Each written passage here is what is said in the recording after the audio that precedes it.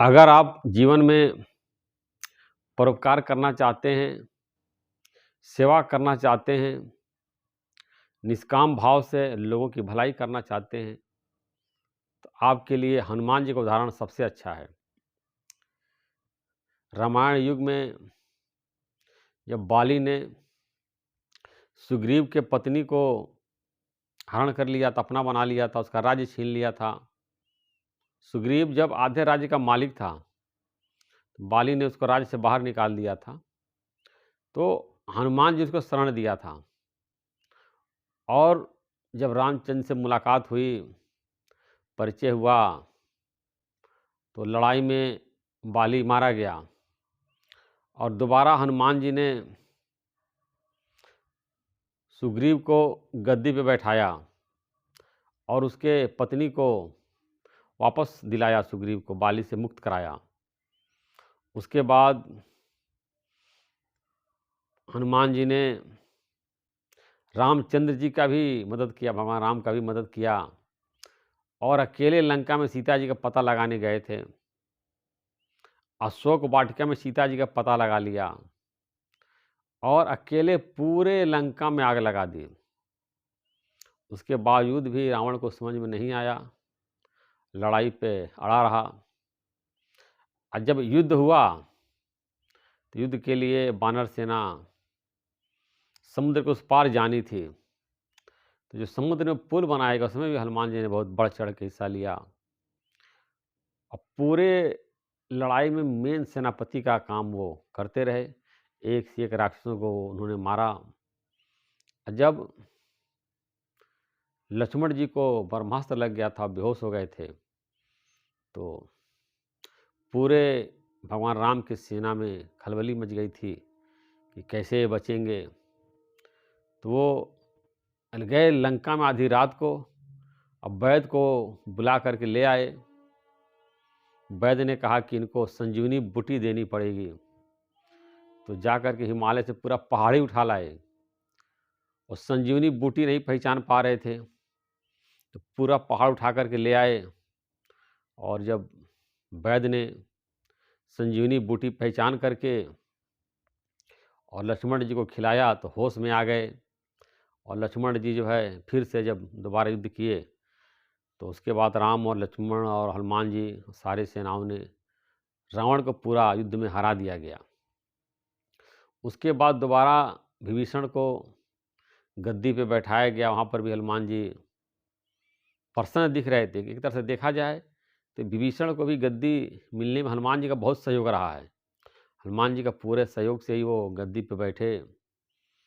उसके बाद जो है दोबारा वापस आ गए। रामचंद्र जी और पूरे परिवार से सीता जी लक्ष्मण जी अयोध्या में आए। रामचंद्र का जो राज्याभिषेक हुआ उसमें भी पूरा मन मन मुस्काते रहे और भगवान राम को गद्दी तक पहुंचाने में भी हनुमान जी का बहुत सहयोग रहा। पूरा उन्होंने मेहनत किया, सेवा किया, भगवान राम के तरफ से जो है पूरा वो लगे रहे। और गद्दी पे जब रामचंद्र जी बैठे तो उनको अंदर से ईर्ष्या नहीं हुई। आजकल तो लोग ईर्ष्या हो जाती है देख करके कैसे गद्दी पे बैठ के हम गद्दी बैठ जाएं, और नहीं तो हमें कोई और दूसरा कोई राज्य मिल जाए, कोई रियासत मिल जाए, उसके हम राजा बन जाएं। लेकिन हनुमान जी के अंदर केवल परोपकार था, भलाई था, सत्ता सुख की बिल्कुल भी लालसा नहीं थी। जब भगवान ने अवतार लिया तो भी जो है वानर रूप में अवतार लेकर के आए और जगह जगह उन्होंने भी लीलाएं की, लोगों की भलाई किया, सेवा किया, परोपकार किया। महाभारत युग में भी वो पांडवों का मदद किया उन्होंने। हनुमान जी जो है पांडवों को जिताने के लिए पूरा प्रयास किया। बताते हैं कि अर्जुन के रथ पर बैठे रहे, पूरा जो है सपोर्ट करते रहे कि वो हमेशा धर्म के पक्ष में, सत्य के पक्ष में हनुमान जी लड़ाई करते रहे। एक बार भीम का अभिमान हो गया तो हनुमान जी जो उनका अभिमान तोड़ने के लिए अपना जो पूंछ जो है रास्ते पे लंबा करके ऐसे बैठ गए। तो जब उधर से भीम गुजरे तो हनुमान जी कहा, "ए बंदर, पूंछ हटाओ।" तो हनुमान जी ने कहा कि अरे हम बहुत बूढ़े, थक गए, पूंछ हटा नहीं पा रहे, तुम ही हटा दो। तो भीम ने बहुत कोशिश किया, बहुत कोशिश किया, पूरी अपनी ताकत लगा दी, तभी पूंछ नहीं हटा पाए। तो उसके बाद जो है हनुमान जी से सामने हाथ जोड़ के उन्होंने पूछा कि आप कौन हैं प्रभु? तो हनुमान जी ने अपना वास्तविक रूप प्रकट किया, क्योंकि तुम्हारे अंदर अहंकार आ गया था बल का जो है, ये तुम सोच रहे कि युद्ध में जो है हमने जीता है, हमने शत्रुओं को हराया है, हमारी शक्ति से जो है तुम लोग जो है शत्रुओं पे विजय प्राप्त किए थे। अपने युद्ध में जो शत्रुओं को तुमने हराया था, वो सारे देवी देवताओं का सहयोग था, तुम लोग जो है जाकर के तब विजय प्राप्त किए थे। इस प्रकार हनुमान जी जो पूरे देश समाज की सेवा में, भलाई में लगे रहे, आज भी लगे हुए हैं। हमारे लखनऊ में जो है कितनी जगह जगह हनुमान जी का मंदिर है। लोग जो भी मनोकामना ले करके हनुमान जी के पास जाते हैं, मंदिर में प्रार्थना करते हैं, हनुमान जी उनकी मनोकामना पूरी करते हैं। और सुंदर कांड का पाठ है, हनुमान चालीसा है, लोग घरों में पूजा करते हैं, पाठ करते हैं। जो कुछ भी हमारे मनोकामना होती है, हनुमान जी उसकी पूरा करते हैं। लेकिन समाज में देखा जाता है कि लोग सोचते हैं हम इसकी भलाई क्यों करें, हमको जिसके बदले में क्या मिलेगा, हमारा क्या फ़ायदा है। और दूसरे के लोग विवाद में नहीं पड़ना चाहते हैं। दो लोगों में कोई परेशानी है, कोई झगड़ा है, उसको सुलझाने की कोशिश नहीं करते हैं, सही आदमी को सपोर्ट नहीं करते हैं, कहते हैं इस चक्कर में पड़ने की ज़रूरत क्या है, किनारे से निकल लेते हैं।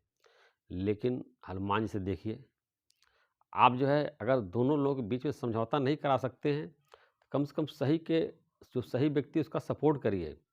जैसे हनुमान जी ने रामचंद्र जी का सपोर्ट किया, सुग्रीव का सपोर्ट किया, पांडवों का सपोर्ट किया, हर भले लोगों का सपोर्ट किया। अब देखिए हनुमान जी कितने अच्छे जो है, बिल्कुल जो है सबसे जो सज्जन व्यक्ति कहा जाता है, अगर देवताओं में, महापुरुषों में अगर सज्जन कहा जाता है, तो हनुमान जी को ही सज्जन कहा जाता है।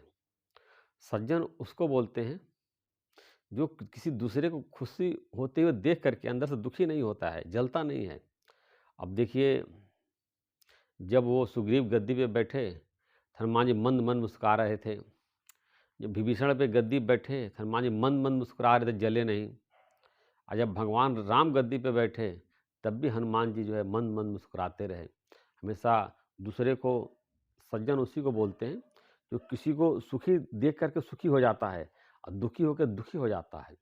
हनुमान जैसे सज्जन हैं कि हम लोग को दुखी देख करके दुखी हो जाते हैं, और हम लोग को जब खुश होते देखते हैं तो उनको खुशी हो जाती है।